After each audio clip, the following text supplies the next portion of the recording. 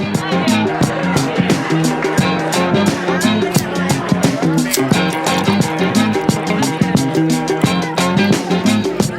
do it. All right, guys, we are back. Welcome back to episode 297 of the Ready Set 297. 297. I mean, actually, that might be wrong. It might be 298 at this point. I've never gotten. I can never keep track of what show I'm on.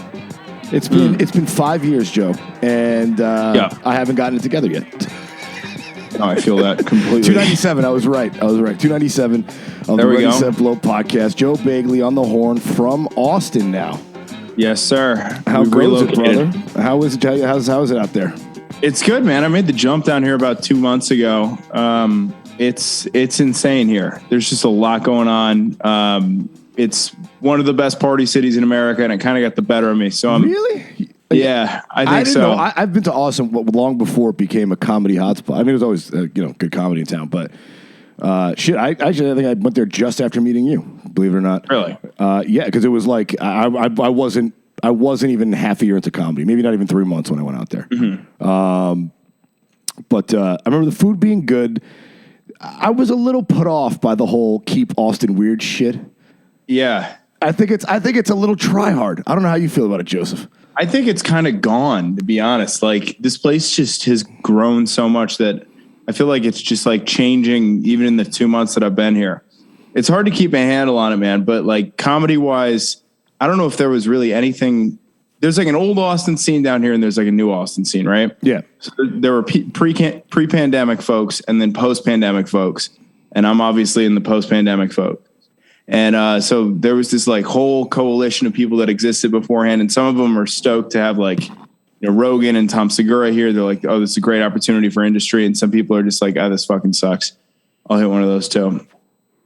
A little nicotine. Do comics really think that by moving to Austin, somehow Joe Rogan's going to see them and they're going to be discovered? Is this a thing going on?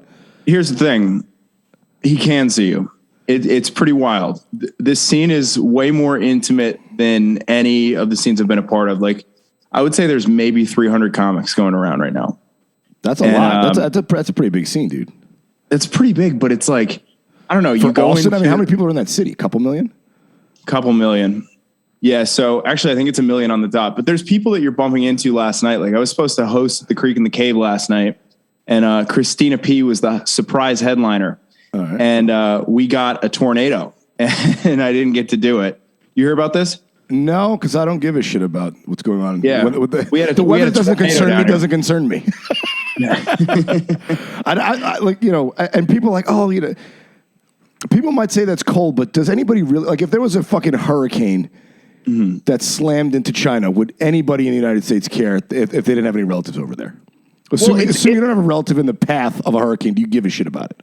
It's hard to be like. I was thinking about how selfish I am the other day because it really was. Because our good friend O'Shea Bogus, right? Do you remember O'Shea Bogus? Of course. I saw he unfortunately had a little cancer scare, but it seems like he's going to make it, right?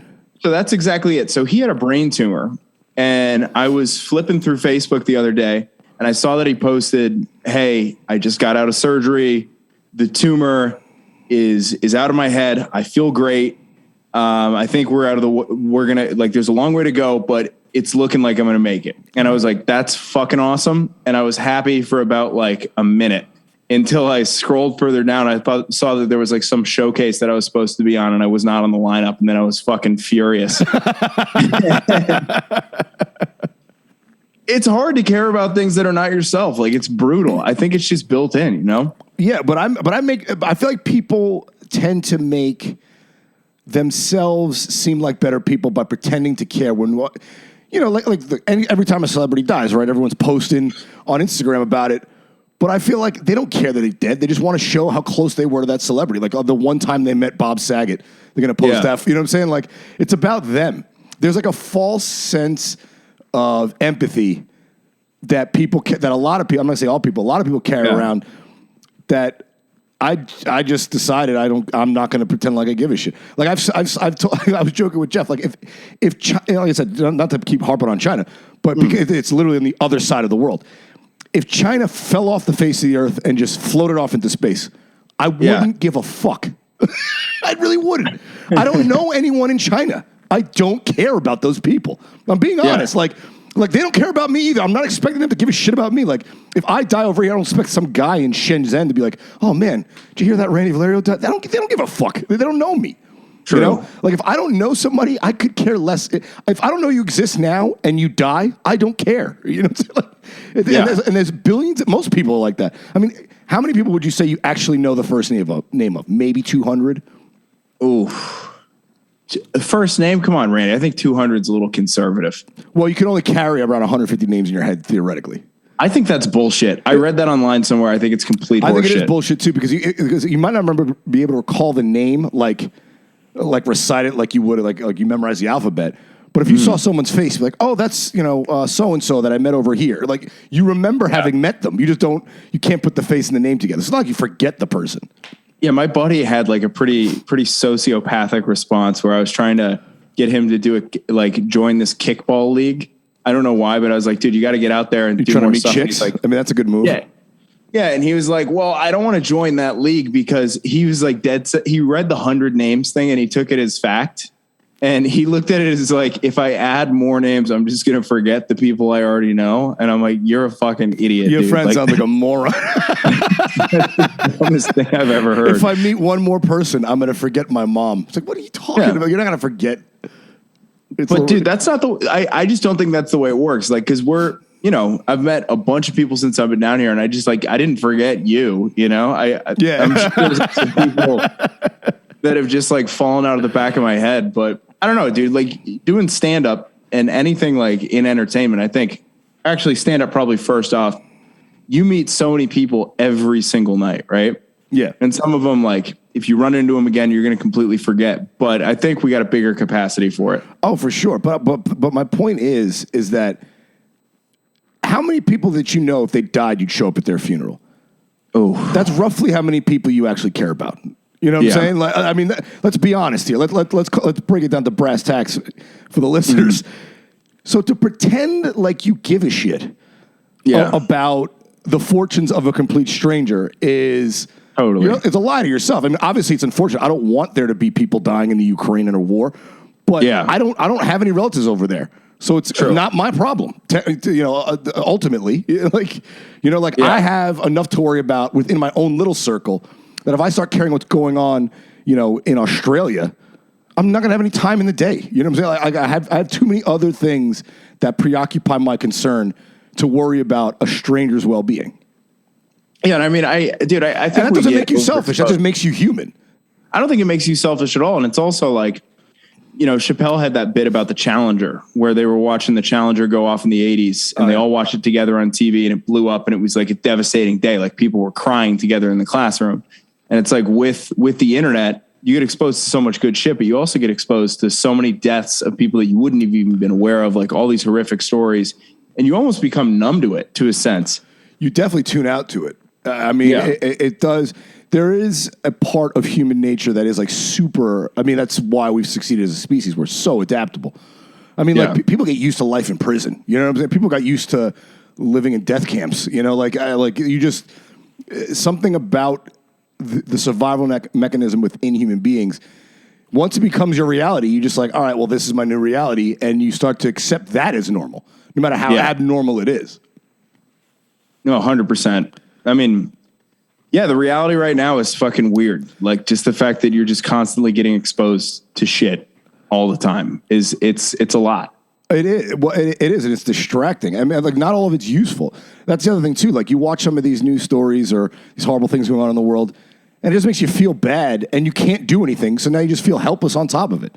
100%. And it's weird. Like you carry around a guilt for something that you didn't even need to know about, and that doesn't pertain to you, and you feel guilty because you can't help it. Like, everyone talks about the homeless, the homeless situation. Yeah, it's awful. No one wants to see the blight, but no one's doing anything about it. You know what I'm saying? So why do we keep reporting on it? Like, if you're not going to do shit, then why are we talking about it? Yeah. I mean, dude, John Oliver had a pretty brilliant segment on the homeless too, where it's just like all the people that talk about needing to help them, and then you actually need a place to put them, and it's like not in my backyard, right? Always, because as soon as something's like right in front of you, it's real. It's something that you all automatically like, or once you get exposed to it, you're like, oh, that's a real guy that lives in front of my apartment that's doing shit, like that's having a tough time. But if there's to your point about China, right? There's 100,000 homeless people, and I never have to see them in the city. It's not my problem, right? As far as I know, the entire Chinese population is homeless in the street. I know you've been there. I haven't been. I don't have a huge desire, just because it seems like a kind of place that would make me uneasy. Like, I don't like that many people around, and that place is just full of those things. People. Yeah, the crowds are insane. That was the number one thing that I would remember too. And I also feel like it smells like stale cigarettes. Are a huge issue. Umbrellas are a problem. Umbrellas are a problem? Why umbrellas? Umbrellas were a big problem because there's a lot of people in the street, right? And so they're all sort of like at the same level, but like it's a big thing for Chinese chicks. It's considered like a good look to be pale, sort of like the way women tan in the U.S. They avoid sunlight in China, and so they all have umbrellas. They're like powdering themselves like the Victorian era. They're putting powder on their face and shit. Yeah, dude. So like the umbrellas are not at eye level for them, but the umbrellas are basically like exactly lined up with my eyes. And so you're just walking around getting poked in the eyes by umbrellas all the time. You're like, I fucking can't live here anymore, dude. Where were you in China? I was in South China. So I was in a place called Kunming, which was, I loved Kunming. It's a relatively small Chinese city of like 6 million people. That's Chicago. It's the 200th largest Chinese city, and it's 6 million people. Dude, that place was fucking enormous. And I mean, how do you get around when there's that many people? I feel like if you're trying to go somewhere, it's just swarmed. Is there any place in China where you can like stretch your arms out from side to side and not touch another person? I mean, you'd have a tough time with it. By the way, sorry. I got your boy is getting wrecked by whatever is going around right now down here. I got some cold going on. Yeah, if I get COVID a third time, I'm gonna freak out. But I never got it. You got it twice from me, buddy. Yeah, dude. I'm hoping I'm hoping it's COVID because I can kick COVID in 3 days.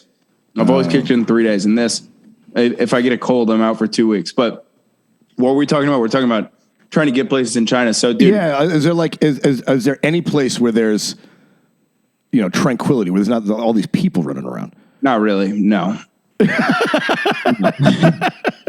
No, it's a very, very direct answer. You rarely get a direct answer like that in any interview. No, there's not. There's no place where there's no people.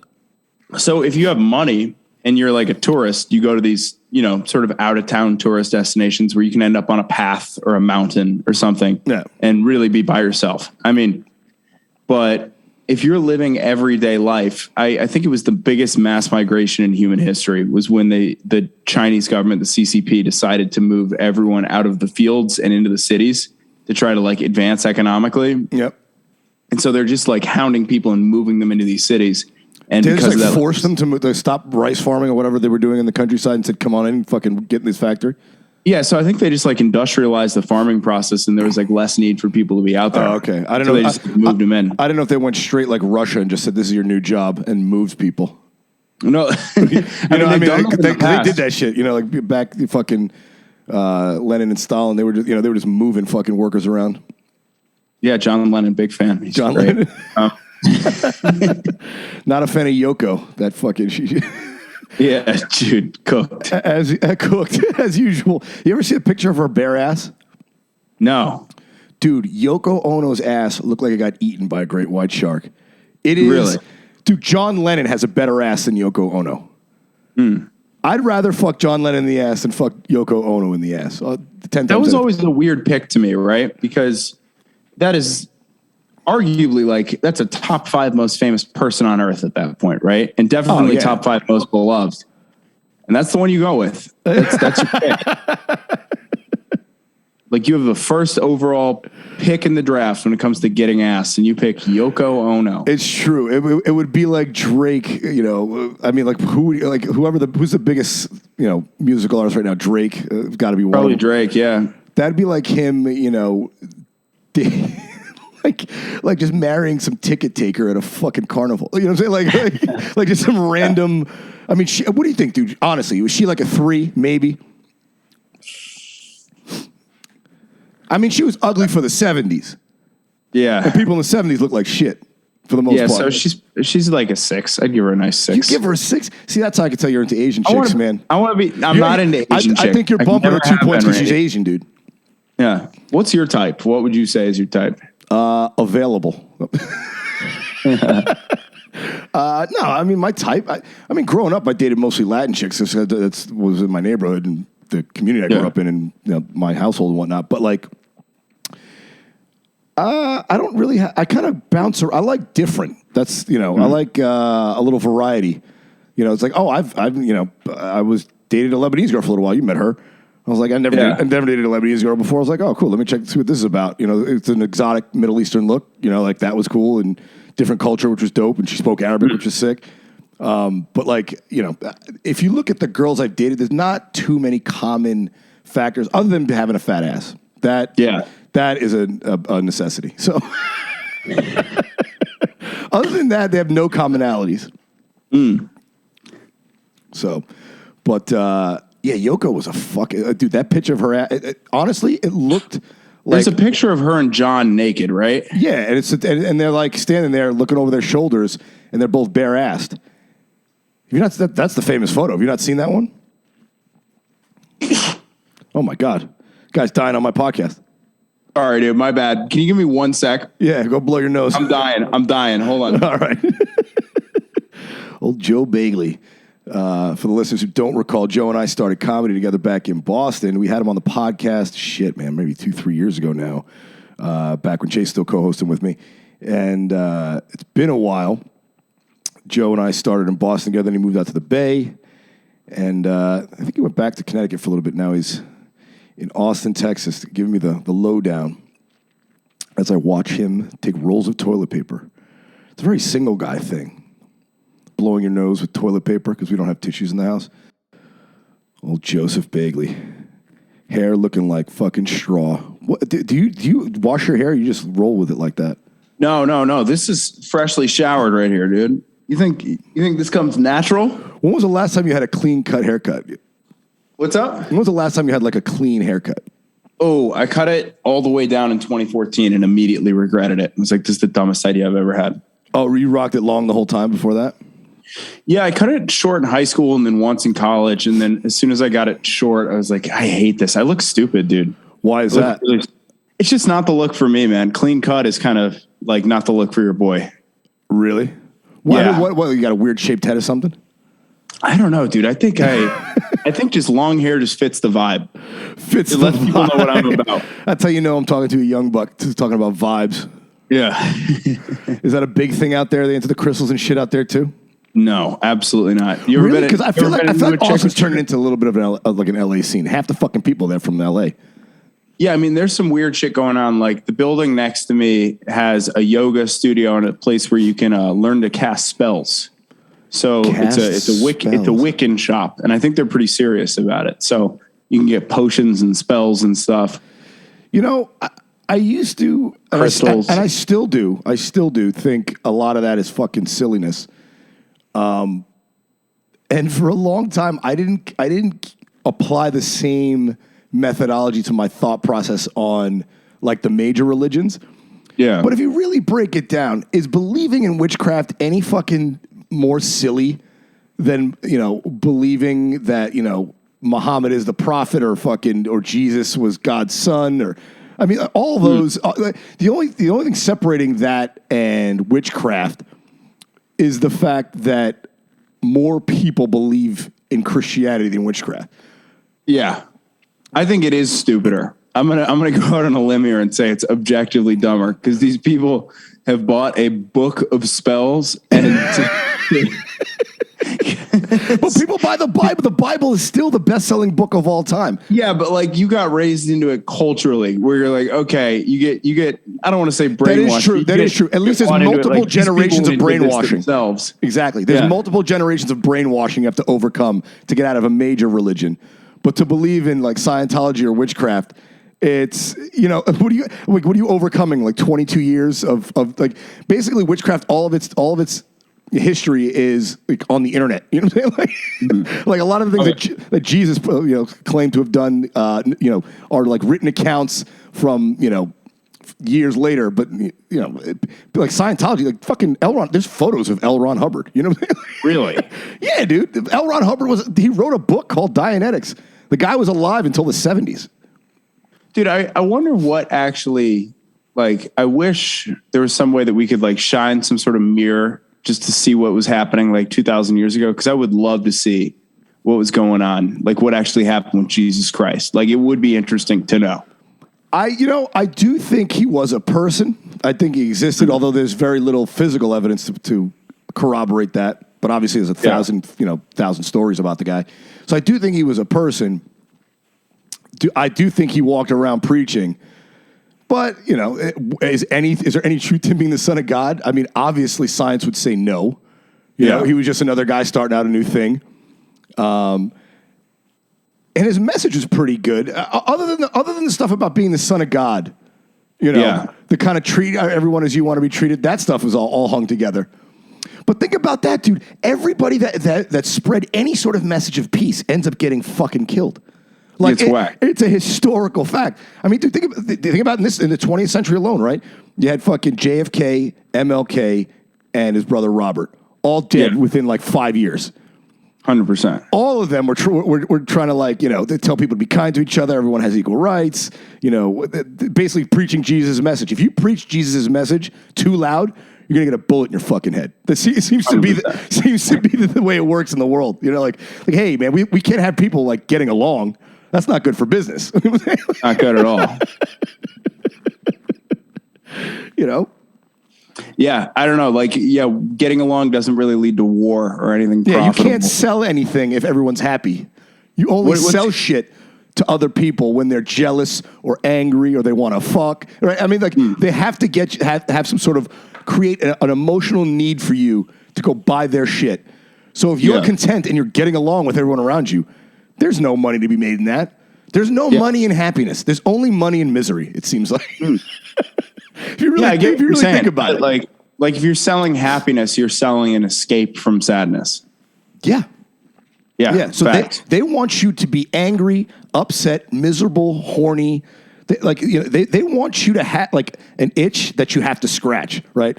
I'm horny, I want to get fucked. I got to go, whatever, buy, fucking pay for a hooker or get online porn. I need, I'm hungry. I want sugar. You got to go out and get cookies. Like, I'm angry. I want to fucking hurt some. I want to hurt somebody, or want to. Let's go buy some guns and shoot up the range or whatever. Like, they're always trying to make a need that you don't know you have, and then fill it. That's like obviously a well-known business model that many corporations have used. And if you're comfortable and content, and you just enjoy the company of people around you, there's no currency exchange in that. Fact. That's true. That's why it's like, you want to have fun, you got to go to the bar with your friends. You can't just hang out at your crib or go for a walk. Even when you get together, like fucking the Super Bowl is a celebration of wasting money. Like you could watch the game for free at your house. But like, why would you do that? You got to buy some shit. You can have your friends over, buy the fucking wings, get all the beer, and there's always something attached to it.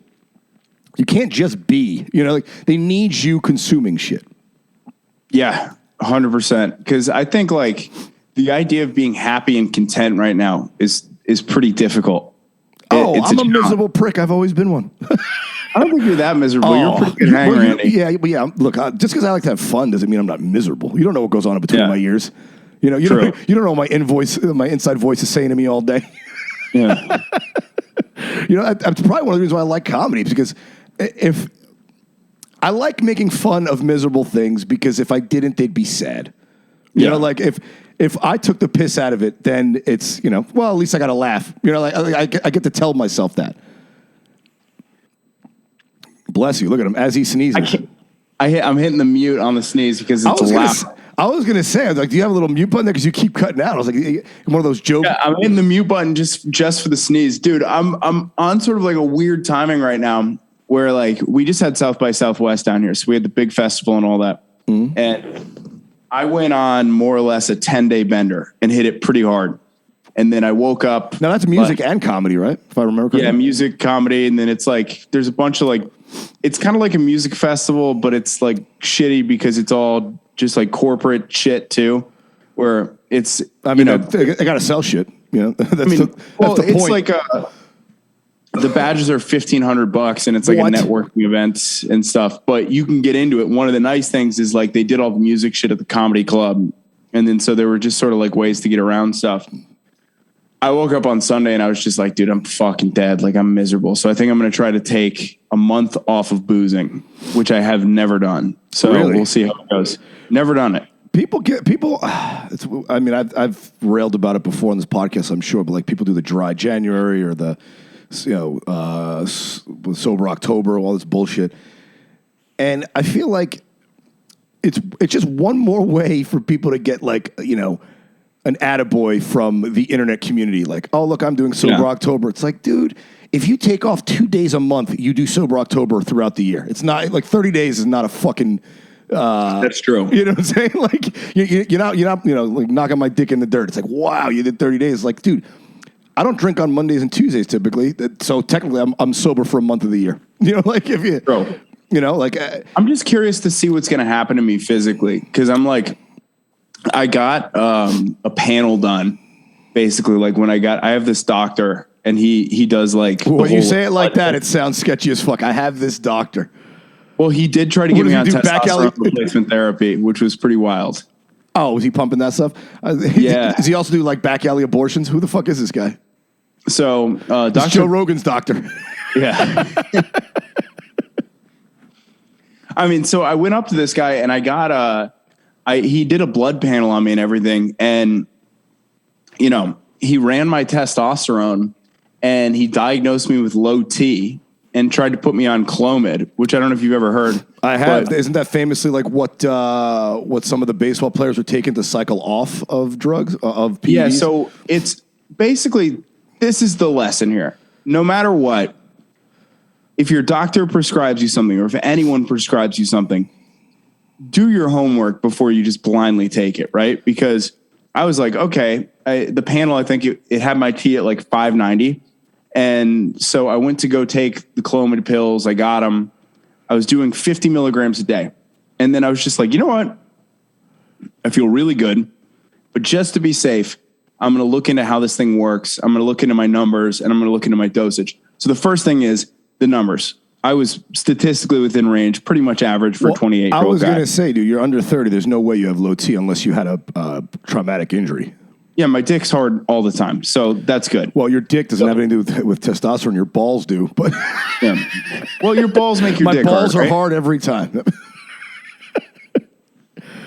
So, dude, the dosage that he was giving me was 50 milligrams a day, and I looked into it, and I was looking on all these forums and stuff, and guys in their 50s were taking 25 milligrams 3 days a week. So I was on basically 4 times the dosage of what they give a 50-year-old guy. He must be getting a kickback from the pharmaceutical company to prescribe that shit. Dude, something. And then the way this shit works is it blocks the estrogen receptors in your brain.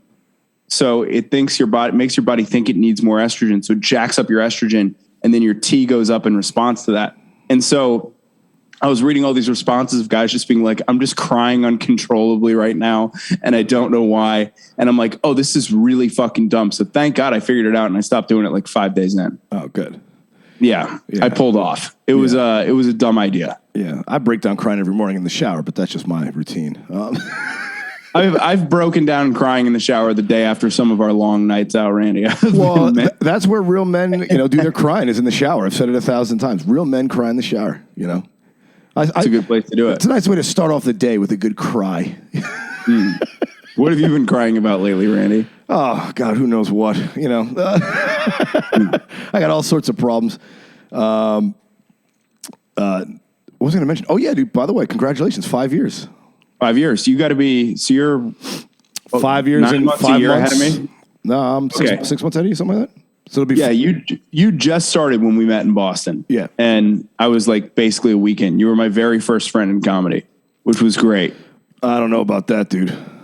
But yeah, we had a good time. Me being your first friend in comedy being great.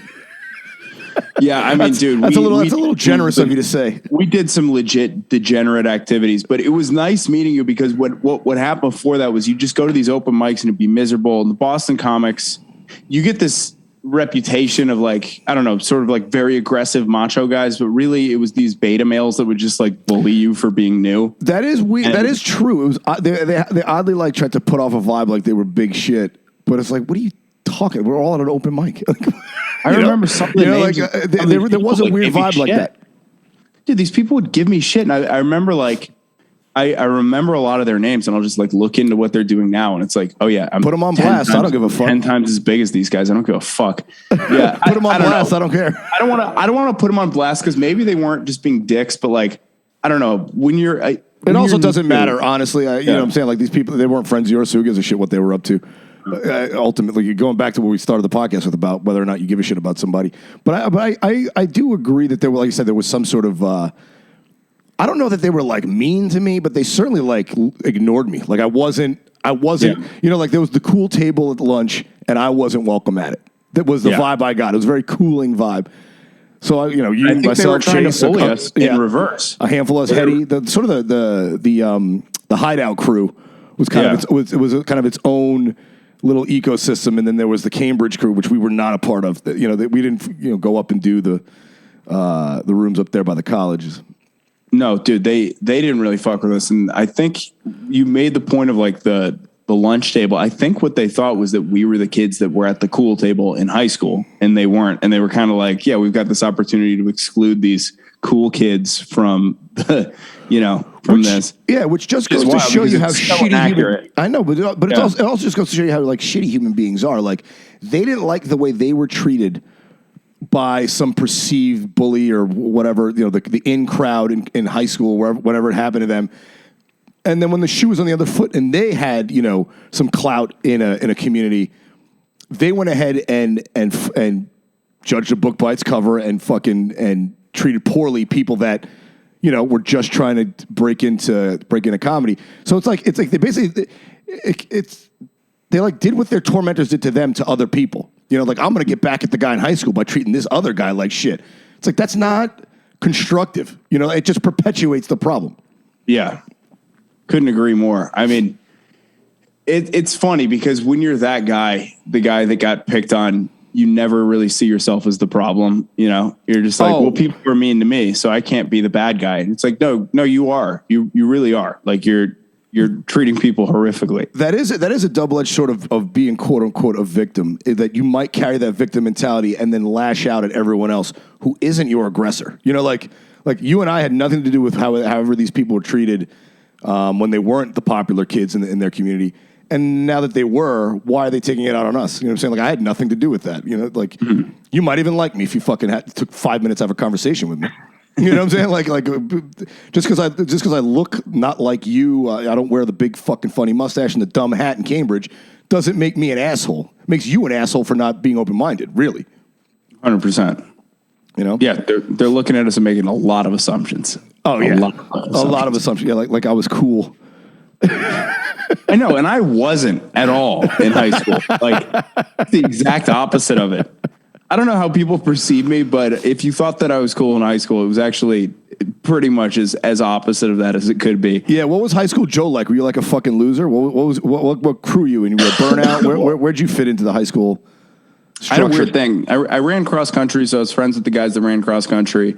We didn't really have like cool kids, but I came into high school at 5'4", and I weighed 80 pounds, and everybody just kind of 80 pounds. Yeah, everybody kind of treated me like shit my freshman year, and then I grew a foot, and then I stayed at like $120. So I was literally a fucking rail, dude. I was a skinny boy, and I don't know, just like that was the weirdest thing for me is watching like the difference in the way people treated me from when I was like a skinny little dude to like, what I look like 5 years later. It's a completely different way people interact with you. It's wild. Yeah, well, I mean, that's one of the things I always talk about because people talking about like white privilege now and this and that. It's like, dude, if in high school, if you were one of the good looking kids, you were treated like royalty, and if you were cool and popular, but if you weren't, Not that, at least in my experience, not that people bothered you. They just didn't even see you. You were invisible. Yeah. You were like a ghost. Yeah, I mean, I think good-looking privilege is definitely a real thing.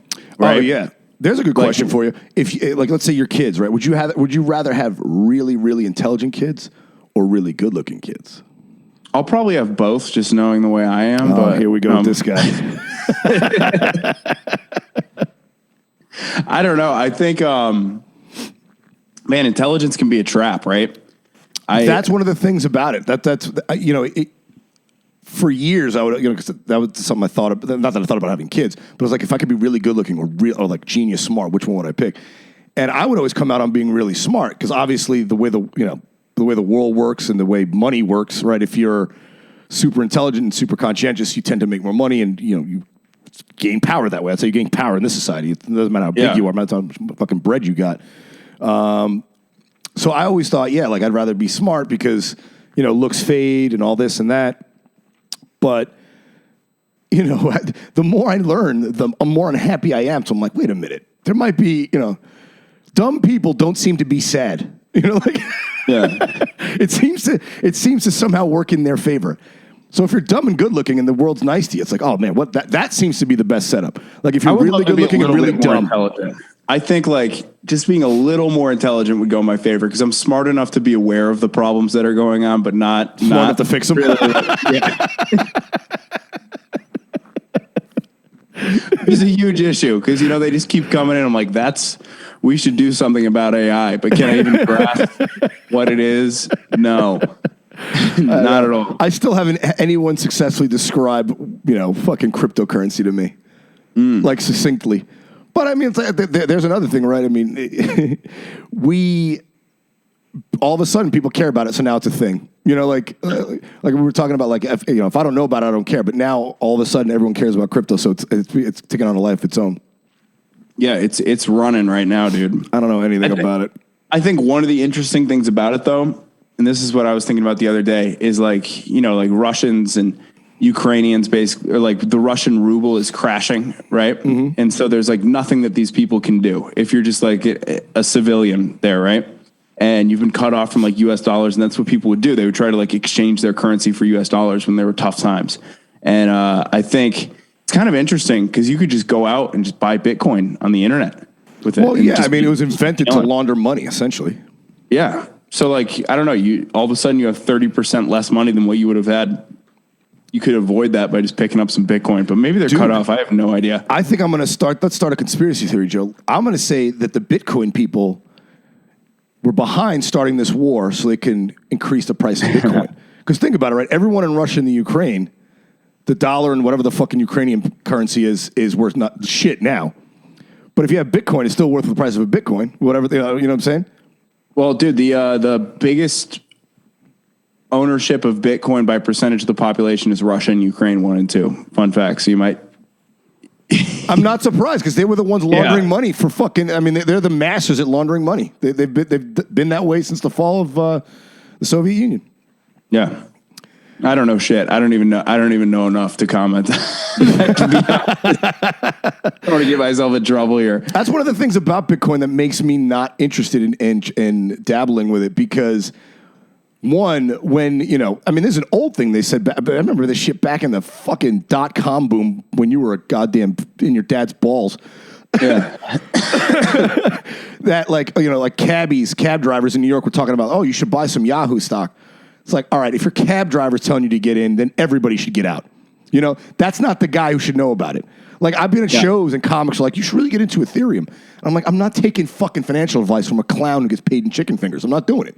That is what scares me too, dude. I've had it at the beginning. It went from being basically people who were buying drugs on the internet. Those were the first people I knew that owned a valid reason for Bitcoin, I must say.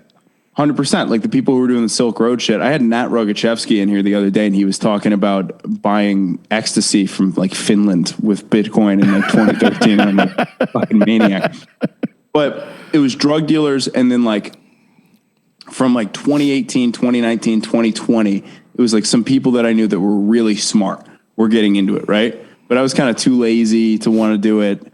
really too lazy to try to figure out what was going on. And then over the last year, it's just been complete cooked cookies, fucking morons buying Bitcoins. Oh, dude. I remember first hearing about it, and a buddy of mine was like, hey, maybe we should throw some money in this, see what it's about. I'm like, I'm not fucking with this new thing. Back in like 2008 or 9.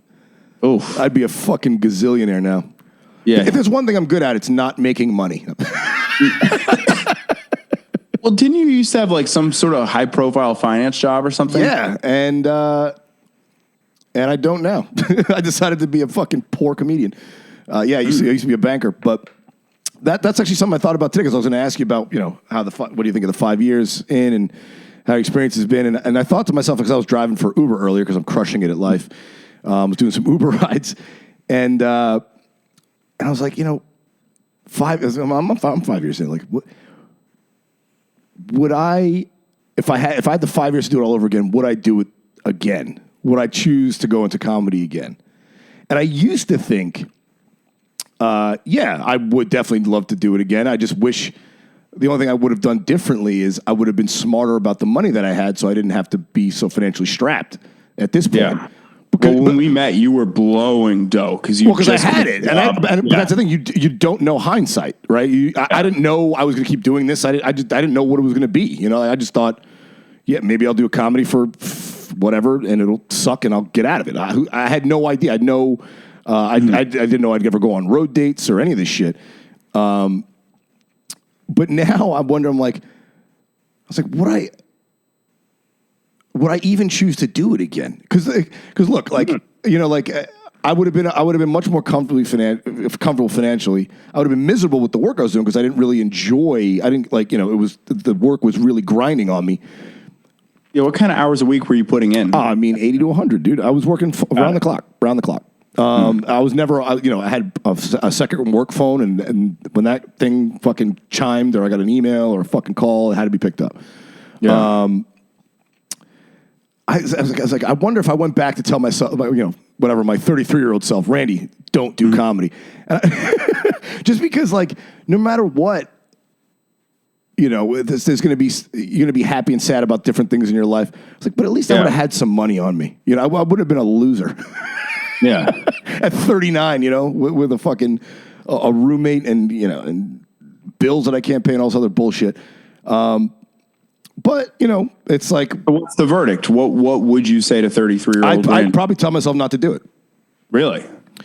Well, yeah. I mean, because yes, but life's hard. Who knows? I don't know if I would have stayed in it, what that would have been like. Yeah. I don't know how this is going to turn out. Now, look, odds are nothing will come of my career and I'll be a fucking loser and you'll never hear from me again at some point, right? Those are the overwhelming odds for anyone getting into to show business particularly, but to any field starting out, right? The odds of you making it are going to be stacked against you no matter what it is you're doing, right? 100%. So odds are I'm going to fade into obscurity. I'm going to be a failed comedian and nothing's going to come from my life. And, I'm going to die broken alone. not to paint the worst case scenario, but that's if I died tomorrow, that's what they'd say about me. It's like, didn't work out for him and he died. But my chance, but by even attempting it, I have some percentage chance that maybe I'll get lucky and somebody will hear this podcast and this will be the one that makes me the next fucking Tim Dillon or whatever. There's not, it's not zero anymore. It was before it was zero. So there's that upside to it, right? There's always that. And who said I couldn't have failed at my old fucking job, right? I could have stayed another 10 years in it and burned it. You genuinely don't know what could have happened. I mean, dude, 80 to 100 hour weeks. I could have killed myself. Yeah, I could have been driven to suicide. I could have, had a heart attack. I could have had God knows what. I could have got, I could have been too tired driving home from work one night and fucking got in a head-on collision and killed myself and a family of 4. Any number of things could have happened, right? But I guess that's the thing about life. I've come to the conclusion that life is just a series of humiliations and humbling moments, and then you die. You have all these ideas, dreams, and goals. They never work out the way you want them to. So things always happen, and things sometimes work out better, sometimes work out worse. But at the end of the day, we're all going to end up dead. So Jesus, Randy, go dark much? Yeah, no, this is what I think about when I'm driving for Uber. This is why it's not good for my mental health. But I was like, if you're going to die anyway, you might as well take a shot at something. I mean, dude, what I think about when I sort of get into that mind frame is the worst case scenario for me is I put out something really stupid on the internet that cancels my comedy career, but also cancels the job that I have during the day. Right. And then that's then where I am. Yeah. On a daily basis, I post things that get me in trouble with Instagram. And if any, I'm sure it hasn't happened yet, but if an employer, because I'm still looking for day jobs, if an employer comes knocking, I'm sure it's going to be like, what the fuck is this? And I'm like, well, that's what I find funny, and it's going to be a problem. Maybe not with every employer, but I'm sure some employers. Well, so the reason I'm doing this 30 days without boozing is not necessarily for the pat on the back, but I just kind of I find that like the more I'm drinking, the less I am able to like answer those questions. Like, why the fuck am I doing this? Right. Like when I'm hungover and I just got up at noon, I can't answer that question at all. I'm just like, I'm a fucking idiot and I'm fucking everything up and this is not good. But I know that we've got the tools in front of us to pull shit off. Right. And it's possible. And I know that I've got a better shot if I just straighten it out and get the work done right now, right? Just like do the writing and shit, because that's what I've been neglecting. I'm sitting here looking at my fucking notebook, and I've got like 2 bits in it from the last 2 months because all I've been doing is getting fucked up and running around. So I don't know, dude. I'm right there with you. Like sometimes I'm thinking like this could be the worst decision I've ever made. Like there's a reason people I can say with confidence this is easily the worst decision I've ever made. Really? Yeah, now. But my life isn't over. You know what I'm saying?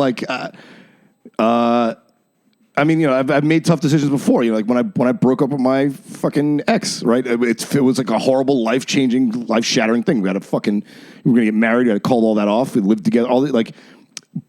But in hindsight, it's like, well, thank God I got out of that. She went on and met somebody and had the kids and family she wanted. I went off and fucked around and did comedy, whatever it is I wanted to do. Mm-hmm. So it's hard to say when you're in it what it's going to look like. But without question, I put myself in a horrible financial situation. Without question, I made a lot of selfish choices doing this, right? I mean, like, I put relationships and other things to the side to do this. I mean, if like it wasn't the smart move, but what the fuck? I mean, that's the thing. Like I said, at some point, I'm going to die, and everyone that knows me is also going to be dead. So everything I did won't matter anyway. Right, so so why not try something that might work out that I enjoy that would make my life immensely more pleasurable than it was before I started doing it. Just because it's not working for me now doesn't mean it won't ever. It probably won't. I know those are the odds. Mm-hmm. But what are you going to do? I'm not going to roll over and quit. I mean, I put this fucking podcast out every week. There's people listening. I'm saying like, and I knew this when I talk about it in early episodes. I didn't used to use my full name. Now I do, right? So now I have to own. So now I am saying Randy V at the beginning, right? Yeah, and I probably should have stuck with that because it's fucking easier to say, but it's a better stage name. But nobody can spell Begley. Let's be honest. I mean, people are fucking so bad. Most hosts are terrible, but like, I kind of back myself into the corner. Like, if I put the podcast out, then I have to put it out every week. If I start using my real name, then I have to show up and I have to make this work because it's going to hurt my ability to get straight jobs, right? So, so it's sort of it's sort of a sink or swim kind of thing. And I might sink, and what the fuck, man? Like, I thought I was doing everything right the first time around in my former life as a banker and a soon to be husband and all that shit. And that wasn't making me happy. And I felt like I literally felt like the walls of my apartment were caving in. Like I was getting severe chest when pains. you were like 32 in your last year in banking, right? And you'd already been doing that shit for 10 years. You were in a relationship that you kind of wanted out of. Like, what did that feel like? Well, so it was like a 2-step process. So I got out of my relationship with my ex-fiance in 2012, which is the year I was supposed to be married. I called it off a couple months before. We had all the paperwork and shit, so it was a big separation. I had we bought a house, or I bought a condo, and she was on the deed, so I had to get her off that and all. So it was a big rigmarole, and it was a lot of paperwork. But what happened first, I knew I didn't like the job, but it's what I was doing. It's what I'd always done, and it afforded me a decent lifestyle. So I kept that and got out of the relationship. And then 3 years after that, I got out of that job, that line of work. So it's sort of a 2-step process. And the first one, when I was with my ex-fiance, I guess, I was like getting serious anxiety attacks. Like I've always been a nervous, anxious person. I've always been very cynical. I always assume the glass is half empty. I always assume the worst case scenario. Just the way I was built. Thanks, Dad. But at that point in my life, I was having such intense anxiety. Like I'd never had a panic attack before. I was having full on panic attacks. Like, I thought I was having a fucking heart attack. First, I was heartburn one time. Then I woke up in the middle of the night. And I couldn't breathe. And this is like, and I had a couple conversations with my ex-fiance about, my second thoughts about us getting married. And I was like, maybe it's just cold feet or whatever. But that's when I was really like, all right, there's something to this. Like if I physically feel like I can't breathe because I'm moving into a marriage that I don't want, into a lifestyle I don't want, then I got to make some changes. So I made that hard decision. First had the conversation with her, my parents, or my mom rather, my family, and went and saw a therapist from weekly for a year and a half, 2 years after that to make sure my head was on right. And I did that, and all the while I was still working. And then the next thing I was dealing with in therapy was the work. I was like, I'm still unhappy, and it's what I had. Yeah. It's every day showing up to an office and making and a boss who was a great friend of mine, a great guy, but it was just wearing me thin, man. I just felt like I was like, is this it? That was 100% of your wake, damn near. If you're working 100 hours, I did. That means 100% of your waking hours, right? Yeah. With minimal sleep included. Yeah, that's everything I did. I was by the end, I was working. I was in the office 4 days a week. So I would fly down to New Jersey, where the company had its headquarters. Monday morning 6 a.m. I'd work in the office.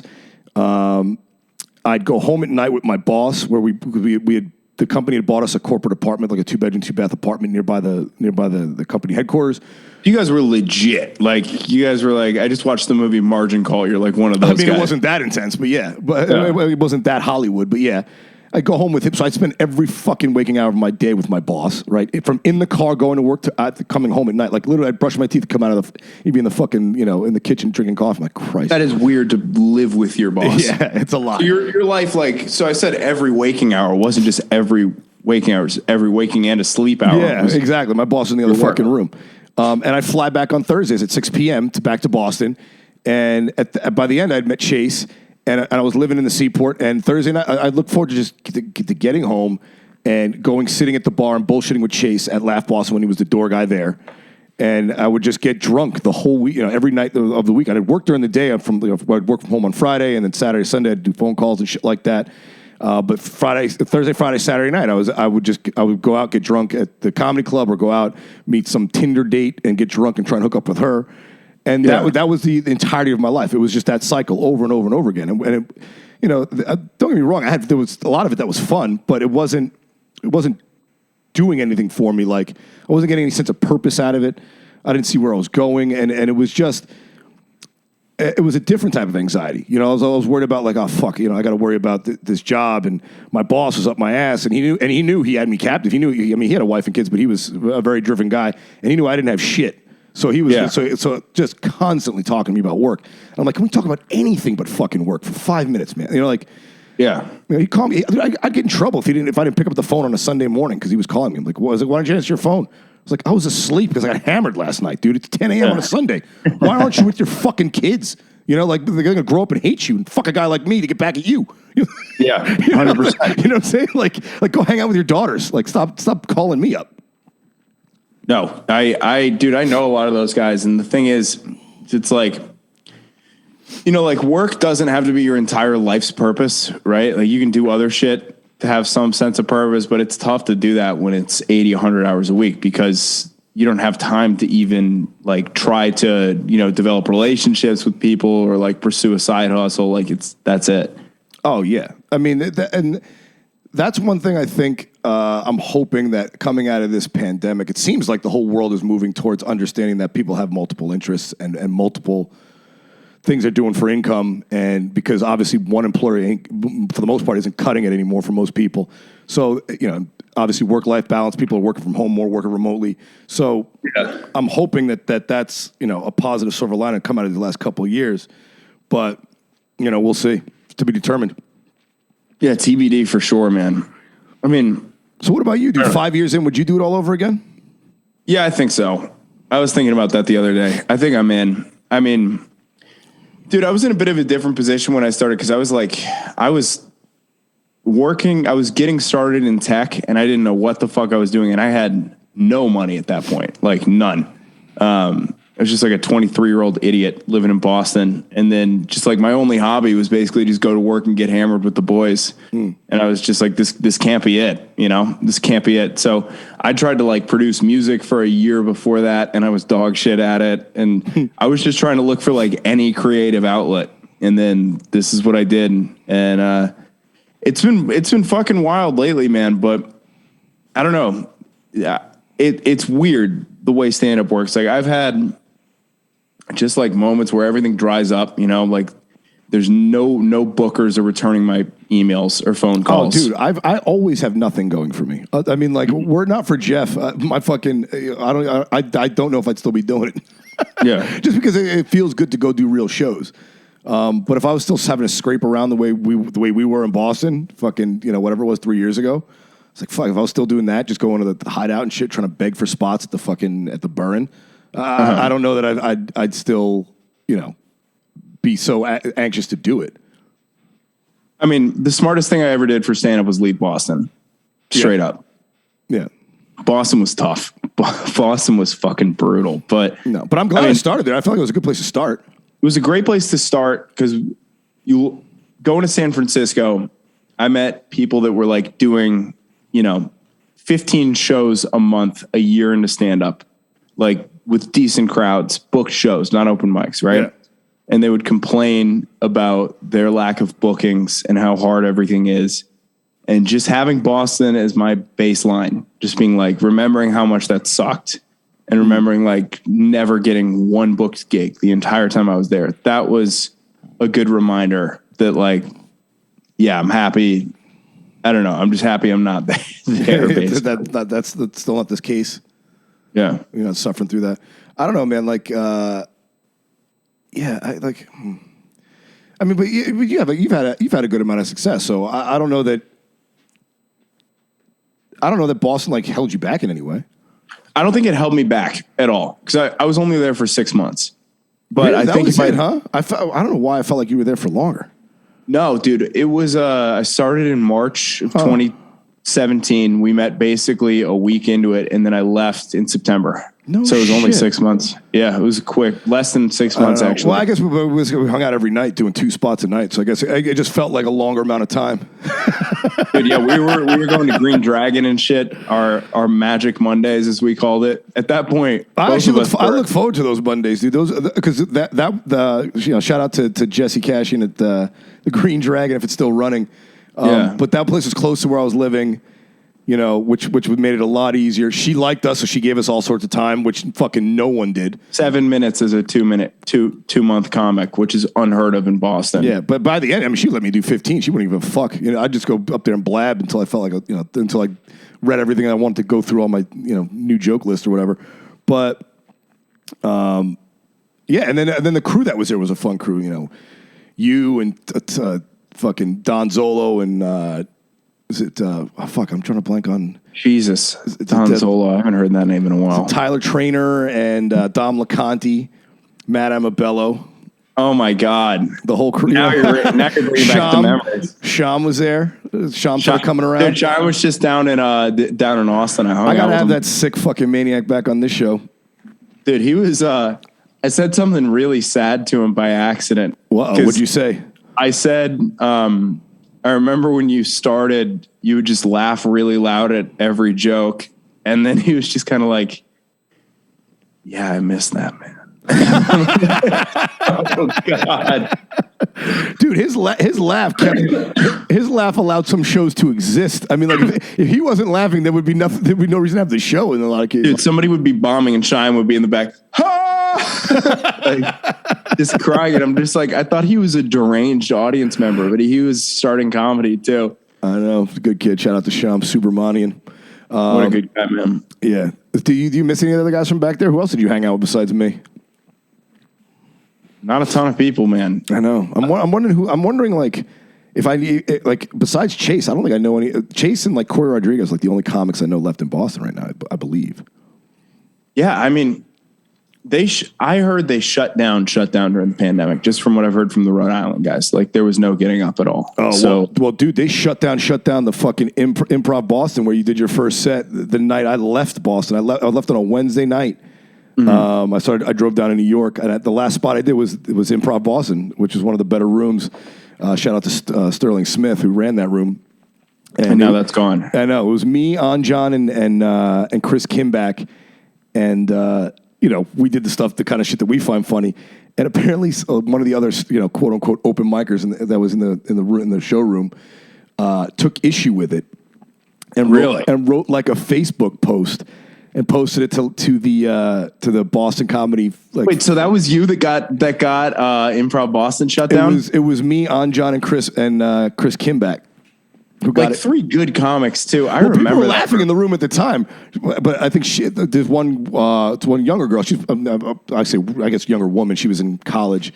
She wrote some Facebook post, and it got back to like the owner. They apologized. Jeff made fun of them, and they reached out to Jeff because I mentioned what was going on, and.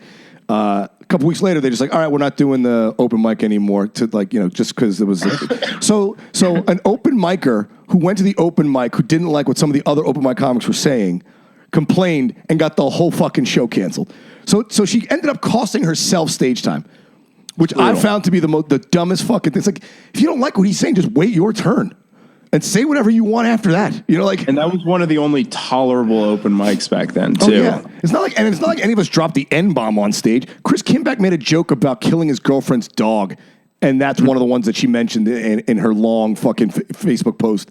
That was. Does she still do stand-up, or is she just gone? I doubt she did stand-up for another 2 weeks after that. I don't even know who it was. That's what I'm saying. She was just a flash in the pan open micer who got a whole fucking show shut down. That's awesome. It's fucking just limping in and fucking it up for everybody. My throat is getting fucked up. All right, dude, you want to get into a little bit of news, brother? Hold on. Yeah, let me just grab some water real quick. Yeah. All right, buddy. All right. And we are back after Joe got some water. I'll edit all that out in post so you don't have to worry about it, Joseph. Thank you, bro. I've been editing my podcast minute by minute. It's kind of painful. What do you mean minute by minute? I don't know if I should stick with that. What do you mean minute by minute? I listen to the whole thing and then just cut little things out. They just kind of don't work. Really? Yeah. I don't know if I should keep doing it because I think that's the way I'm going to end up getting burnt out. Yeah, I mean, if you're going to spend as much time recording it as you are editing it, it's going to it's too much. And also, it doesn't have to be perfect, bro. I mean, dude, a big part of this podcast, the fact that we just fucked around and started and figured it out better as it goes along. And I still keep the shit guerrilla style. Doing the shit over Zoom, I don't give, my production value isn't high. Most people listen to it anyway. They're not watching it on YouTube and all that. I mean, the clips are important. Like if you cut out little clips to post, but yeah, I got to start doing that. Yeah, I don't know. I got to take advantage of the Instagram. Yeah. And of course, unless there's something you want to cut out, something you said that you don't want out there that you want to cut out. I think I'm good with all of it. I don't give a fuck. Yeah, dude. I can tell you right now, we've only edited 2 episodes. Both of them were Trish Auld because she said someone's name and didn't want it to be repeated. Mm-hmm. And what was she saying? Shitting on somebody? She trashed some guy she was dating. Nice. And 2 people have asked to pull down their episodes, but it's because they got TV work and they didn't want. And they're like, I forgot what I said on that podcast. It was a couple years ago, but we were drinking, and I don't want it. And there's a chance that I might lose the opportunity. Can you just pull it down? What do they think? They're Shane Gillis, where they're important enough where somebody's going to pull? One of them kind of was. Wait, really? Yeah. Who was it? Sam. She has, before, we recorded a podcast with Sam J. Fair enough. When we came out to LA to visit 3 years ago, and then 2 years ago, I think when she was in the works to do maybe it's either her Netflix special or I guess they were greenlighting her HBO show. She's like, hey, would you mind pulling that down? He's like, I don't know. It's like, obviously I love you guys. I don't know what you got, but we were just drinking on the roof of the W Hotel and we recorded a podcast. Like, I don't know what I was saying. So I was like, I don't have time to go back to listen to it. Just pull it down. I'm like, all right, fine. Yeah, but that's the world we live in, dude. I'm pretty sure I've said things on this podcast that are going to come back to haunt me. Yeah. But of course, no one will clip this part where I'm agreeing to I've said dumb shit. You know, like nobody will. Yeah, because I've talked for 90 minutes a week for, what is it, 150 fucking weeks now. Like, you're not Joe Rogan, though. You don't have anything to worry about. They're not coming after you. I'm looking forward to the day, dude. That means I've made it. If they come for me, it means that they have something to take away. I would love for them to have something to take away from me. You know, I wish I had a deal with Netflix that they could rescind on. I wish I was going to be a cast member of SNL, and I was worried about getting kicked off because of something I said on this podcast. That might be the Shane Gillis post SNL play. Might be one of the best anybody's just handled that whole thing. Just he crushed it. I mean, look, obviously, being controversial increases your publicity, right? Yeah. There's the whole other half of the world, or the half of this country, that likes people who say fucked up shit like that, right? Like, I mean, at this point, if you're a little racist, there are people that are into it just because they're anti whatever the liberals are saying. Like, just to stick it to the libs, it's a reason to like Shane Gillis. Not to say that he's racist or anything like that, but, you know, like, just being contrary to whatever the mainstream is now a fucking a lane you can play, or a lane you can play in. And he has complete control over his life now, whereas before, Lorne Michaels told him what the fuck to do and what to say. Yeah. You know, like, Shane Gillis can't be fired from being Shane Gillis now. You know, and he's crushing it. I'm sure he makes he's doing bananas just fine. money out on the road. Fuck the road. Doesn't he have a podcast? I'm sure he got subscribers up the wazoo. I love that podcast. I'm a big fan. I haven't listened to it, to be honest with you. It's great. I know. Dude, I used to be big on the podcast, and I do listen to a lot driving in the car and shit. But there's just so many out there. I mean, I barely listen to my own. I listen to it to edit it. That's about it. And you can't listen to Shane Gillis's podcast while you're driving Uber. You'd be surprised, man. I listen to Bill Burr's podcast while people are in the car. What do people say? The fuck are they going to say? It's my car. I know, but they could give you like, how's your Uber rating, Randy? 4.93. It's higher than me. I'm a 4.82. Yeah, well, you know, those early days in Boston, we did some fucked up shit. I think people like riding with me because I don't talk to them. Yeah, hey, how you doing? You get in the car, you know, and have a good day when you get out. I don't like to engage in the conversation. You know, but anyway, I had a guy the other day that like was listening to a rock and roll podcast when I got in about just like history of rock and roll in 100 songs or something. And he started just rattling off all these names. He's like, and you know this guy? And I'm like, no. And he just kept talking, and he talked to the point where we got to my apartment, and he just was still like telling me all this shit. And I'm like, dude, I gotta fucking go. Like, do you do this to everybody? Dude, I've had people do that because I drive for Uber. When I have people in my backseat, they continue the conversation. I'm like, get out, dude. I have to do rides. I don't want to be driving all night. Like, if you want to do your Uber driver a favor, don't talk to him and get in and out of the fucking car quickly. Yeah. Can I ask you this? What is the average tip on Uber right now? $0. Really? Nobody, dude, I'd say 1 in 10 people tip. It's gotten better since gas prices have gone up. I think people are taking pity on the drivers. So nobody's tipping? This last week, people have been tipping. But I've been driving since October of last year, the end of October. And I complained about it on this podcast a few times. Dude, it's ridiculous. It's a fucking embarrassment how bad people are tipping Uber drivers. And look, I don't necessarily blame people because I think a lot of people that use Uber just think it's all the money from the fare goes to the driver, and they think that the tip is included. One, the tip is not included, and the driver only gets half of the amount you're paying for that ride. Uber gets the other half. So, you know, and the driver has to eat all the costs, you know, car insurance, damage to the car, oil changes, gas, which is fucking enormous now. Yeah. So it's pretty ridiculous. And I've said before, the worst tippers, women, pretty bad. Really? Yeah. Women are pretty bad tippers. Good tippers, dude. Mexicans tip, and they tip cash. Really? Yeah, they don't tip through the app. Seriously?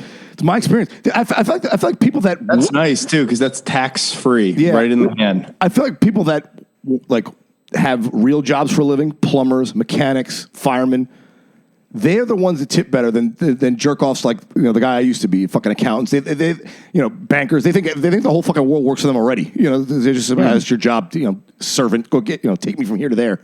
It's a little fucked up, but... yeah, the tipping's gotten better, thank God, with the gas, because I need all the help I can get. So, all right, let's get to the news. Dude, we're already at an hour and 15 minutes. That flew right by. I could talk to you further, Joseph. Cruising. I spent half of it coughing like an asshole. It's all right. The next time we'll get you when you have some sort of bowel disease, so that way you won't cough. Well, you gotta come down here and use this studio. I do. Actually, we should talk about that. I'll after the show. I'll try and figure out, see if I got a weekend coming up here. Yeah, let's do it. All right. Here's, I saw this. Polygamist weds triplets on the same day after they all proposed to him. A Congolese man proved that good things come in threes when he married triplets all on the same day after they all reportedly proposed to him simultaneously. It seems I was dreaming. The man identified himself only as Luizo told Aframax English News of the unconventional wedding which went down in the Democratic Republic of Congo.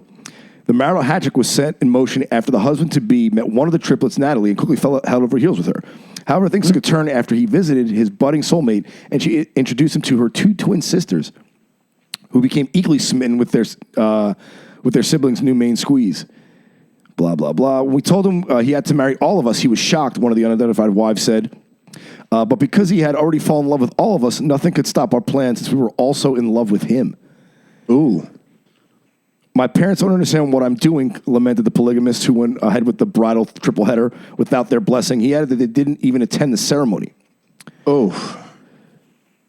Dude, I mean... Well, I think that could be just a genetic thing, right? Where the woman, like all three of these women just are wired exactly the same, raised in the same house. So they have the exact same type. And when they met this guy, they're just like, look, this is the perfect one. We got to split it. Yeah, but would you want to fuck? Do it. All right. Would you want to fuck your brother's wife, Joe? No. Yeah, there you go. Like it's fucking weird. Here's the thing though. Like if you're going to be in a polygamous thing, when you fuck somebody else, don't you kind of want to shake it up a little bit and like get like a different type? You know, you got like one chick with big tits. That was my next thing, dude. If you marry triplets, what's the point? You already have one of them. Yeah. If the two sisters look different, then each look different, all right, that makes a little more sense. I know a couple guys that are twins and one of them's married, and it's like, does the wife ever go look at the other guy and go, he looks pretty good today? Is that a thing? Yeah, he's looking pretty good dressed up like that. That's awesome. Also, why would you want to marry three chicks, dude? I feel like marrying one chick is a burden, and vice versa. Marrying a man is like to marry three. Yeah, three is a stretch, dude. Like, I don't know. Like, relationships are a lot of work, and and the good news is though he only has one mother-in-law and three wives. What does that make his kids though? Like that makes him cousins and brothers and sisters. So you're half brothers and cousins. Although since the three twins are identical twins, they have identical genetics. Technically, wouldn't they all be brother and sister then? On a genetic level? They would look like it. That'd be for fucking sure. Oh yeah, but I mean even genetically because it's half his DNA and half his wife's DNA. But if each wife is an identical twin, they ostensibly have, by and large, the same DNA, with the exception of maybe some small mutations that happened over the years. Randy, have you ever hooked up with a twin before? You know, I don't know. I probably have. I didn't meet their other twin. You just didn't know. You just were hammered. What do you think the odds of having triplets are? Oh, shit. Maybe 1 in 100,000? Did you look it up? You looking it up? Look this up. All right. Wow. What? 1 in 10,000. Oh, way more than I thought. I thought twins would be like 1 in 1,000 and 1,000 times 1,000. Yeah, that makes sense. 1,000 to 10,000. And twins are. Wait, so we had an unusual amount of twins at my school. 1 in 250 pregnancies. Oh, whoa. Well, having twins is genetic. Like, so if you're a twin, the odds of you having twins is higher. Yeah, that's wild. Which I don't know how that gets passed on. We had twins, a few sets of twins in my high school. Few. How come you never hear about polygamy where a woman marries like 5 dudes? It's always one guy marrying more chicks. Yeah, it's because we're pigs, Randall. Well, I mean, look, obviously, if all the women in the world were only for me, that'd be the best situation. But that's just not realistic. But you never, there's got to be cultures out there where the polygamy is in the other direction, right? Because there's so many people, so many civilizations. There's got to be a woman out there married to 4 men getting gangbanged, and like that's their situation. Oh, 1,000%. 1,000%. And they're probably all into it. They just probably don't admit it. That's always weird to me. People that are like into watching their wife getting fucked by somebody else or their husband fucking somebody else. It's like, well, then why marry him? Just date. Yeah. You know, like I get the idea of an open relationship, but that just sounds like being single. Just do that. You know, it saves you the conversation of having to get into a relationship and then have to be open. It's like, yeah, how about we just stay dating? You know, like just casually date each other until we're done here. Have you ever done an open relationship before? No. Not to my knowledge. Would you do it? Would you be into that kind of thing, an open relationship? I don't think I could handle it. I think I would get guilty when I would think of me fucking anybody else as cheating. And then if I knew they were out there getting fucked, I think it would bother me on a cellular level. Oh yeah. Well, because the thing is, you don't want. You feel like, well, if you're not getting enough from me, then why be with me? At least that would be my thought process, right? Like, if you don't like what you have at home, then you don't like me, and let's not do this. Yeah, you know, and people are like, oh, you just gotta be, you're insecure. This. Like, no, it's a very normal thing to not want someone that you love to be sleeping around. Yeah, and I think a lot of like the public polygamous couples just sort of imploded. I think there were a few where they were just like, yeah, we're gonna be in an open relationship, and I can't think of any names on the top of my head. Well, I mean, the famous one was that got dragged through the mud during the pandemic was old Will Smith. Oh yeah, that's brutal. I mean, he made look like a fool, and somehow he came back from it. Like no one really held him on it. But what was the deal? Was his wife hooking up with somebody else? Was that it? Well, she fucked somebody, some like rapper, some like younger rapper, and I think she called it a. What did she call it? I got into an entanglement with, I forget the name of the hip hop artist. Quavo? Who? Was it Quavo? Who the fuck is Quavo? You know contemporary hip hop better than I do. I don't know these new guys. But yeah, she Will Smith's wife.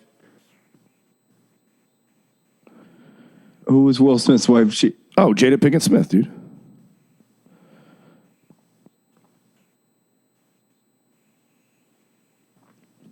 You looking him up? Will says he slept with her multiple times a day. That's hilarious. Who said it?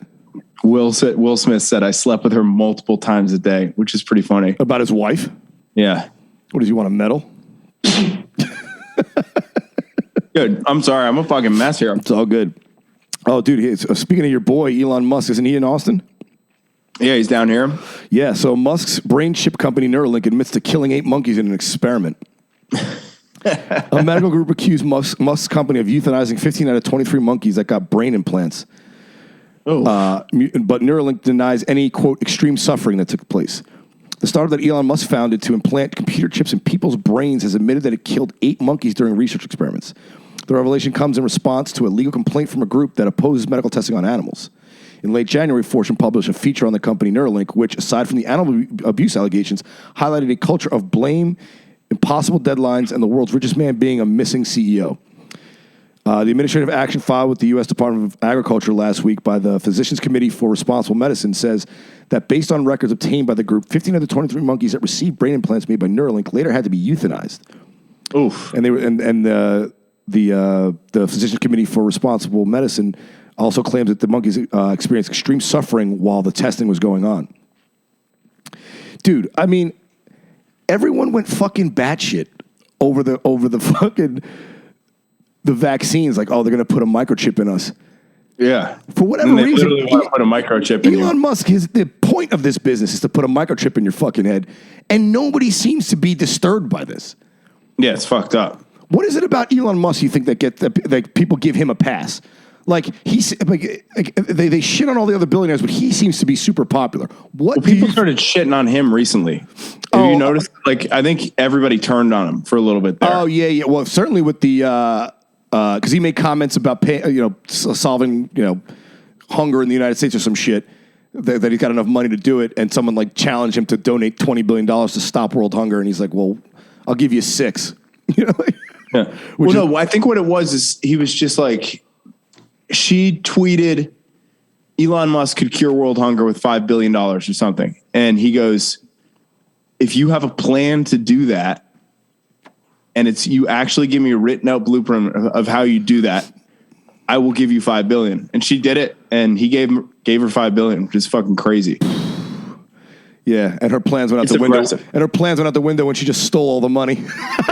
Like, people don't realize you can't just dump aid into a place too. You know, it doesn't fix the situation whatsoever. Well, that's the thing too. Like 20 billion, is that like a lifetime, forever? How long does that solve hunger for? Because like any number has a finite end. Yeah, you know, like I mean, 20 billion is a huge number, but will that permanently solve the problem? Who knows? Like, what does that even mean? 20 billion and whatever the number is. What would you do if someone handed you $6 billion in cashish, buddy? I would get a house, a nice house. That's all you would do with the money? You wouldn't go to Mars? You wouldn't go to Mars or anything like that? Oh, no, dude. We were just talking about this on my pod. I would never go to Mars, ever.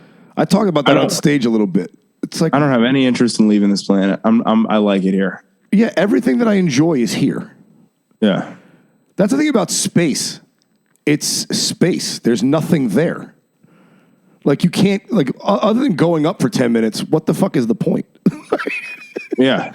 You know, check it out. And I'm a big science guy, but like this idea of like colonizing Mars and shit's like, bro, if you want to go waste your money on that, go ahead, man. But if I was him, I wouldn't leave my fucking yacht. You know what I'm saying? Like I wouldn't get, like all the coke and whores are down here. You know, like all the sports cars and the jet skis and the airplanes. You know, anyone who'll suck your dick, they live here. You know, like, they do. There's no March and BJ might be nice though. I don't know. They might turn it up. You think they got a mouth? I doubt it. It's probably just like a microbe or something. That's what alien life really is. Just, well, it's got to be mathematically. It has to exist. I mean, just the law of big numbers requires that there be life somewhere else. The question is, are we ever going to detect it, and is it ever intelligent enough for us to communicate with it? I don't know. Like, wouldn't we get some like radio wave signal or something from some other planet at some point? Isn't that the thing they were talking about? Perhaps, but think about it, man. If they're that much more advanced than us, they could just not. We have stealth bombers that we don't think that they have some sort of. If they can travel here, you don't think they have technology to hide themselves from us as well? You know, like. True. Like, I would imagine if they can get all the way the fuck over here, they can make sure that we don't see them. You know, they can evade all of our radars, all this shit. But on the second hand, and I have this conversation with Jeff Dye about, because he's a big Bigfoot aficionado. He's a big Bigfoot guy? Oh, yeah, huge. I don't think a day goes by that he doesn't talk about, Bigfoot. Really? Yeah, he's into it. He's big into it. But he makes a good point. He made a good point about people that come forward with like sightings or experiences. He's like, yeah, I get some people would like to do it for the attention. He's like, but some of these people are legitimate people, doctors, attorneys, politicians. I mean, there's famous politicians in fucking Arizona that saw a UFO famously in the late 90s. And, they admit to having seen it and they just don't know what it is. But the point Jeff makes, and I think about it, what is the benefit of saying you believe in something ridiculous if everyone's going to think you're crazy? Like, why would you stake your... Like if I saw Bigfoot, I would think twice about saying something to somebody because they're going to think I'm fucking crazy, right? But if you actually saw it and you're risking your reputation to talk about it, then perhaps there is something to whatever experience that you or I or somebody else had that might corroborate there being a UFO or there being a Bigfoot or something like that, right? I mean, like, there is a good point to be said, like, you do put some people don't have anything to risk and they just want to be famous. Some, asshole in a trailer park wants to get on the local news. Yeah. But when you have like scientists or like in the case of UFOs, they have Army generals and lieutenant colonels and Air Force pilots saying they saw this stuff, and all they could do is damage their reputation by making up a story. Why would they go through with it? Yeah. Why would you go through with it? I mean, dude, I think some of those like UFO videos are pretty crazy. I think my wildest theory about it is that some UFO just means unidentified flying object, right? Yep. It's pretty basic. So I think a really likely scenario is like sometimes when you have these fighter jet pilots that go up there and they go, what the fuck is that? And then it just disappears. Like, what if it's tech from our own military? See, that is just like so secret that we can't tell our own guys about it. That's one of the things I brought up. I forget who I was talking to. We were on mushrooms. But I was like, you better, in some ways, if it is a UFO, you better hope it's from another world. Because if there's machines moving around, like aircraft moving around like that out there, and it's not ours, but it is from this Earth, that means China or Russia or some other major country has a technology that we have no grasp of that far exceeds ours. Right? So I'd rather there be aliens visiting than the Chinese having UFOs. Because I don't trust the Chinese Communist Party. You know? At least with aliens, I have a hope they have some sort of, positive intention. But the Chinese, I know, are not. It's not going to be good. It's not good. It's not good for us. So you better hope it's a fucking UFO and it's not a human being driving that thing. My girl just got out. I'm getting a care package dropped off right now by the new woman in my life. This is exciting. Oh, you got a girlfriend, or is this the girl you're dating? I have a girlfriend now. How long's that been? About 2 months. And did you meet her at a show? How'd you meet her? Tinder? I meet her on Hinge. The Hinge is the hot one now, huh? Oh, yeah. Yeah, what's the stock look like out there? How are things out there? A lot of talent out here, Randy. A lot. Really? It's hard. I kind of found there to be a bit too many hippie chicks in Austin for my taste. Oh, I'm into that. I went to the University of Vermont, baby. I could see Joe Begley liking himself a girl with some underarm hair. Yeah. Oh no, I don't like that. I had that new thing is that new trend. I'm not into it. That's a trend now. Yeah, some girls aren't shaving their armpits or their legs right now. And I'm just like, you have all the right to do that, and I have all the right not to fuck you ever. So. I don't know, Joe. Joe. That could be misogynistic of you in the way the world works now. I mean, like I was talking to somebody the other night because they were telling me about an experience they had where someone called them a transphobe because they asked them the question, said, "Would you have sex with a trans woman? Someone that was born a man and became a woman?" He was like, "No, I'm not into that." Yeah. And the person said, "Well, it's kind of transphobic of you." It's like, well, wait a minute. There's T for T. Do you know what T for T is? Trans for trans, I assume. Yeah, it's a sexual orientation. It's trans people that are into other trans people. So yeah, but that's the thing. Like, I don't. But saying that to him would be like me saying to a gay guy, "Ooh, why would you date another guy?" It's just his choice. It's just his personal what you're into, what he's into. And some level, I don't even think it's a choice. I think it's just naturally what he's attracted to or she's attracted to. I'm not attracted to trans people. That doesn't make me a transphobe. It just means I don't like that. Just like I don't like peanut butter. That doesn't make me, a racist against peanuts. I just don't like peanut butter. It's not good. I'm not into it. It's not it. I'm into. It's not my thing. So it's weird, but I could easily see, especially out here in LA, some feminists giving me shit. Like if I said I don't like women with underarm hair, it's like, well, what do you care? It's like, well, I don't want her looking like me. You have every right to have underarm hair. Yeah, and I have every right not to like it. Exactly. It's fucking awesome. Have you ever dated a girl with ass hair?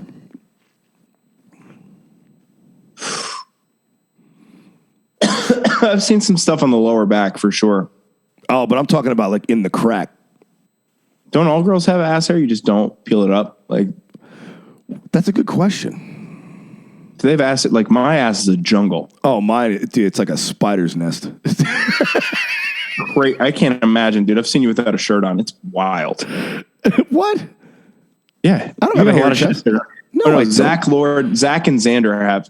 Yeah. Zach, Xander, and Gab. It's all like, wow. Oh yeah. No, I'm a very hairless guy, but my asshole has got a Brillo pad in between its cheeks.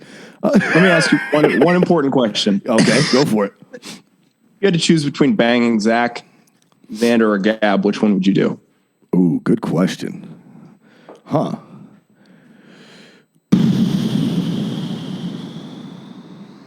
That's a tough one.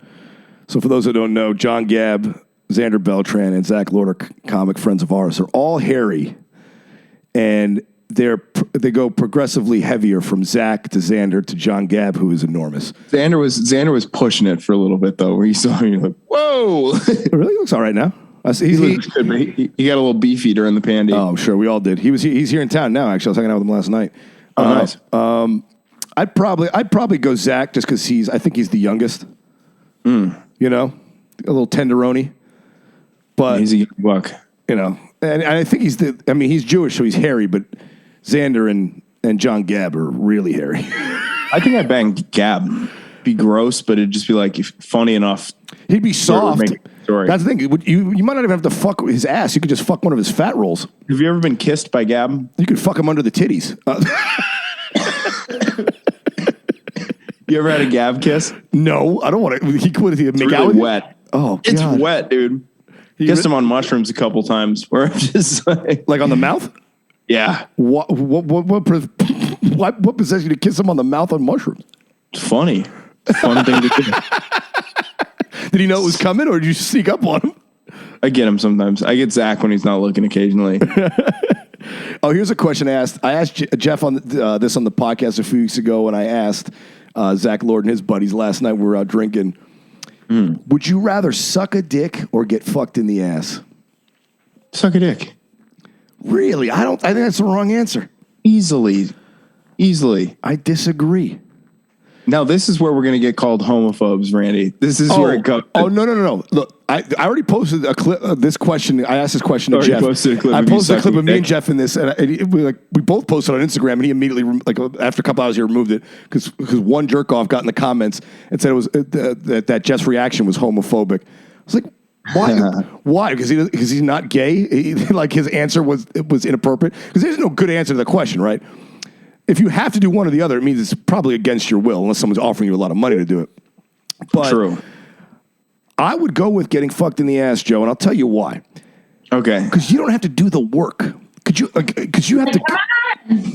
Uh-oh. Is there screaming in there? No, that was us from something else. Okay. You're watching porn in the background. You're jerking off, thinking about sucking a guy off. No, I think if you just take it in the ass, you could just bite down on a leather belt and take it. Is what I said. It's just like it's like a prison rape. You might like sucking a dick. You might enjoy it. Oh, what? You never know. No, dude. What if you decide to suck the dick and you find out you're really good at it? You're like a natural. And I'd be a good skin flautist. You're a real natural at sucking cock. I'm trying to answer this question in the best way to keep my current job. I'm like, then don't bother answering it. There's nothing wrong with either one, really, is what I think, Randy. No.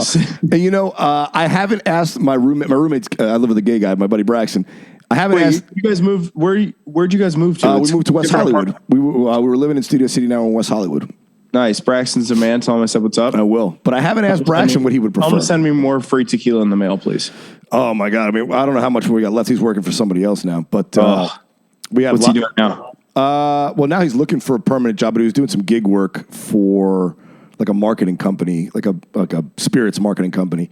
But we have a ton of liquor in the house, as always. So next time you're in town, we will get it done, brother. I gotta read about this. Hang on. Let me get this last news article for you. Women. All right. Yeah, dude. Women gets a dramatic breast reduction. I saw this. I was like, I gotta see what's going on here. By the way, are you familiar with the New York Post, my friend? Yes, I am. That's very familiar. Yeah, dude. This is where I get all my news stories from. It might be the best news source in the world, to be honest with you. A woman gets a dramatic breast reduction of size 28H breasts, calls the procedure, quote, life-changing. A woman's huge size 28H bust left her with intense migraines and heat rashes. She's undergone breast reduction surgery after being denied the life-saving surgery 10 times. She was denied.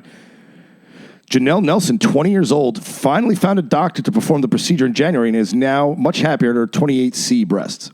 Ooh. However, the disability worker claimed several surgeons turned her away over the past 4 years, allegedly saying she was, quote, too young and needed her hormones to level out. The reasons they gave me for being denied were always terrible. One doctor even asked, what would your future husband think? Nelson said her big breast started causing her a myriad of health problems when she was 16. My shoulders and neck were always extremely sore from the pressure of my bra straps. My entire posture revolved around slouching to get some relief. God. Yeah. In the summer months, Nelson also suffered from rashes and would sweat profusely underneath her breasts, much like John Gabb. However, her most severe problems was debilitating migraines, which she believes were caused by the heaviness of her bust. I felt as though my body was denying me confidence and restricting what I could do and not do in my life. Blah, blah, blah. She is now married, and her husband, Chandler Nelson, who ultimately told her not to give up on pushing for the surgery. Last year, a doctor finally agreed to perform the procedure. She underwent the knife earlier this year. She said, how much does that much breast weigh? size H. That's what I don't get. And it's also odd too. 28H. So like you don't hear 28 isn't like 30. 28. What is 20? Yeah. Hang on. H I think is the circumference, right? And 28 is like the measurement around. That's a skinny little waist. But dude, no, I think those are like flapjack titties. Those are some flat titties. 28? No. They're wide, but not. They don't. Let me make sure I'm getting these measurements right here.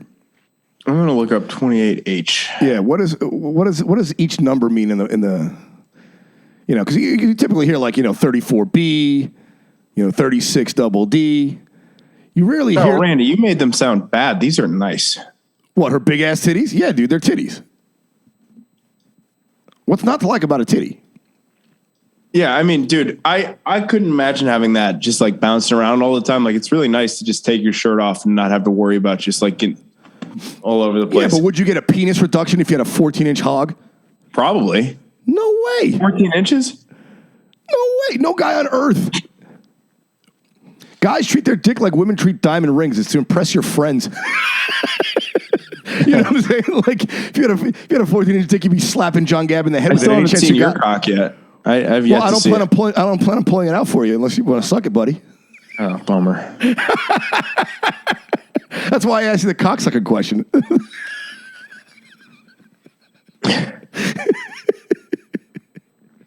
Yeah, I want to find out if I'm going to fuck you or let you blow me. 28H. I mean, yeah, I wonder how much weight that reduced. Like, did she lose 15 pounds by removing her breasts or like reducing her breast size? Oh my God. Yeah, probably. And the migraines, how does that work? Like, it was like too much blood in her titties and not enough for her brain. You know what I'm saying? Like what is that about? I mean, dude, it's got to be. I wonder, why does nature do that? Give some chicks flat chests and like others just giant tits. Like, what are you more into? What do you like better? I'm an ass man, so boobs don't really matter to me as much as long as I prefer them to be perky. I like, you know what it is? I like an athletic girl. Nice. I don't like, a lot of sloppy. Cause also, athletic girls are just fun. They go out, they do stuff. They're more active. They obviously value their health because they're taking care of their bodies. I find that athletic girls hold up better. Yeah.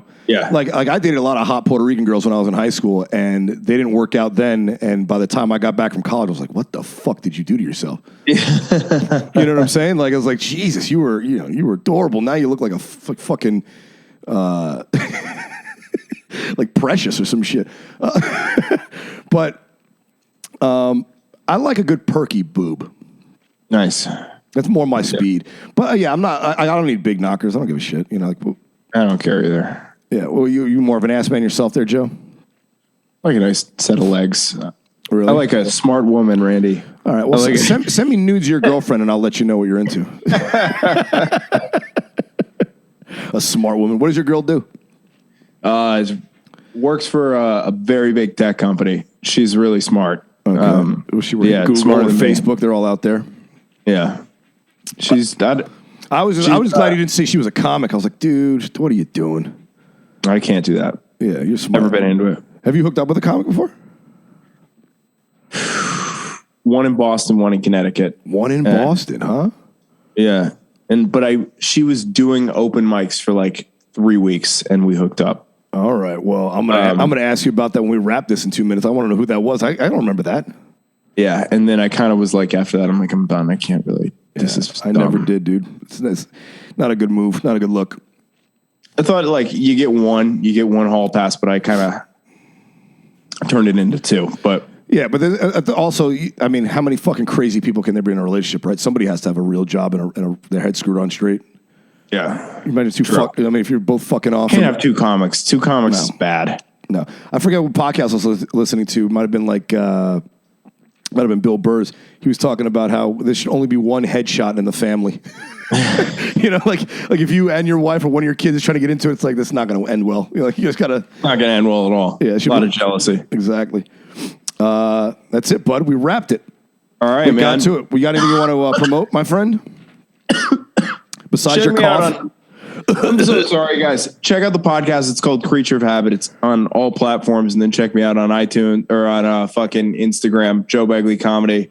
I love Young Randall, and we'll do the pod when you come down here. You'll do mine. We'll fucking rip it up. Absolutely. And you can follow the podcast, my podcast, at Ready Set Blow. You can follow me at Randy Valerio. I'm going to be in Sarasota at McCurdy's this weekend with old Jeff Dye, and Don Zolo's coming to town to Florida too as well. So we're going to have the little crew back together. Don Zolo, huh? Yep. Next week we got Molly Malone's on Tuesday here in L.A. I got a bunch of other shows coming up locally in April. I don't have my phone's, I'm too busy looking at news articles on my phone for the fucking show, so I'll get to you those next week. But that's it for this one, guys. We love you. We'll check you next week. Peace.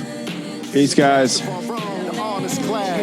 All of the happenings now, I'm moving forward as I'm backing them down. Shrink out your brothers off a nap in the pound. I gave no gaps, not even crack of a smile. Take a nap, respect the cap and the gown. I'm in the mountains trying to master the sound. Send a signal when I touch to the ground. It's all official, take a good look around. Will they miss you when you're no longer found? I'm slinging solely off word of mouth, the word is out. Roll the farmer's joint and hold the crown. Agreeable women move with me and keep it 250s. Bring your friends, I got the crew with me. Whiskey shots get it poppin', I don't know stop though. Don't pass it without tapping the bottle. It's only fun if you make it tomorrow. I do this to the point of no return. Can I kick it? They look sore was dubs and pass the mic along. Slow dissolving like the body of Christ. I lose the moment I try taking your life. Imagine even trying to take your advice. Nothing suffice, I need nada. They're backstabbing for green dollar. Poor schemes, you seem novice. I find it strange you put your faith in strangers. I'm who you run to when it come to favors, but duck when it's time to pay up. You shit on the ones that care for you over paper.